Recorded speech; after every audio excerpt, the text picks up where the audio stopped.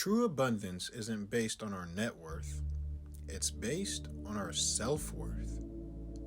Self-esteem is one of the most effective natural resources that we all have access to. Depending on how it's used, it can either really build up a person or seriously break them down. It's so powerful to human beings that just having low self-esteem is enough to bring down even the most elevated of people.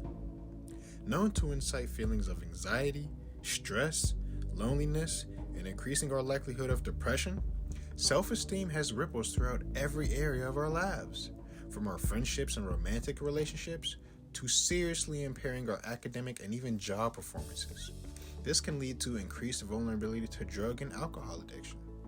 That's why in this video, we're going to show you exactly why developing healthy and realistic beliefs about ourselves is the best way to better our own self-esteem, and how you can use these beliefs to serve you in every part of your life. Stick around until the end, and we'll give you some advice that'll put you light years ahead of the game. Hello, baby Ruths. Welcome to Ruth's Room.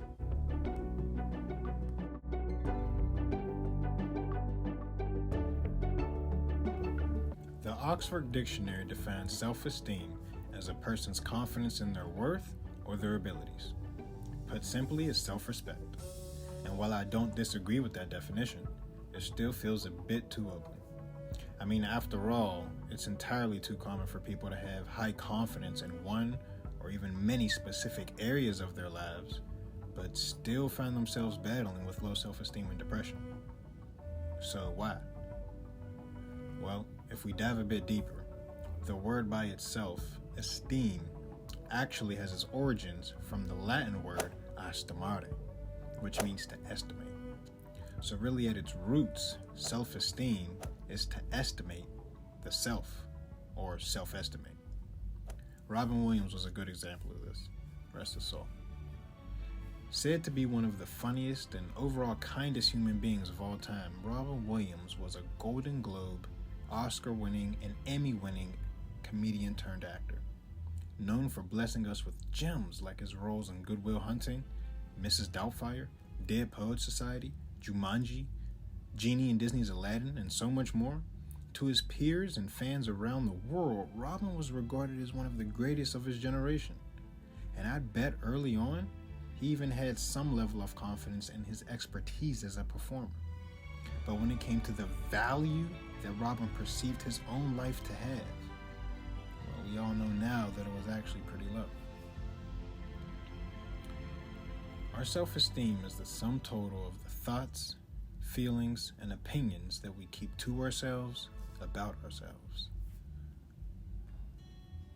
When I dare to be powerful, to use my strength in the service of my vision, then it becomes less and less important whether I am afraid.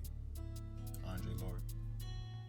Being black, lesbian, feminist, and a socialist poet, mother of two in the 1950s, Andre Lorde lived through literal layers of oppression. Here she was, this complex individual as a human being, but to her employers, she was just a black woman. And to her fellow black women, she was just gay. And this kind of predatory exclusion followed Miss Lorde throughout every level of her life.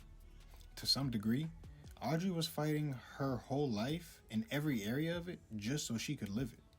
From the social group she was a part of to her battle with breast cancer, Audrey lived her life phenomenally as a woman on fire, never giving up and empowering others like herself to realize that they have a voice too, and their duty to use that voice for good. Audrey was eventually taken by her breast cancer November 17, 1992. But her majestic outlook on life and overall life approach has inspired others to the very end. And the type of perseverance that you would have to triumph for as long as she did, Audrey truly epitomized what having healthy and grounded self-esteem actually looks like. She truly believed in herself and recognized that the value her life brought to this world was meaningful and necessary. And to this day, the world still thanks her, because that same belief in herself that she was able to display has gotten millions of other girls and young women to believe in themselves again. And if you're looking for a new poetry pickup, I recommend The Black Unicorn by Andre Lorde. When I think of self-esteem, I'm reminded of actual steam first, but then I'm reminded of the steam engine. because it always made sense to me that the steam engine was the thing that kept the train moving. Well, in the very same way, self-esteem is like our engine that keeps our spirits moving and going in the direction that we want to go. Now, before we end the video, I feel it's important to distinguish that there is a difference between self-esteem and self-confidence. Self-confidence relates to a person's ability in a particular area of life, whereas self-esteem relates to the innate overall worth that a person has about themselves. Remember, a person can be very confident about particular abilities, but still have low self-esteem. Let's take our two examples from earlier. Both Robin Williams and Audre Lorde had confidence in the work that they produced. Williams, his comedy, and Lorde, her poetry and writing.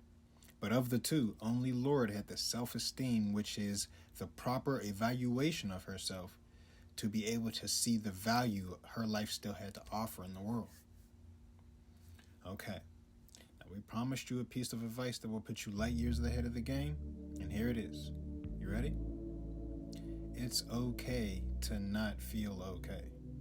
What's not okay is staying like that. Everyone goes through highs and lows. Eventually, it's just a part of living, and no one faults you for going through tough times.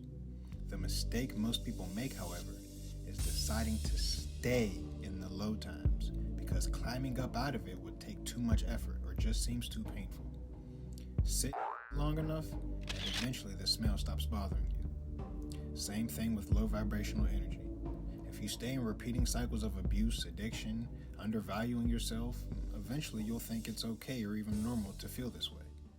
And it's not okay to undervalue yourself. If you liked this video, or thought it helped you out in any way, go ahead and give it a like. And after you do that, consider subscribing to the channel for more videos like this one to come. Thank you for watching, and have a great day. It was like the gay girls' version of the beatniks. You have to remember that the lesbian gay girls, because that's what we would call the gay girls population, was a reflection of what else was going on, right?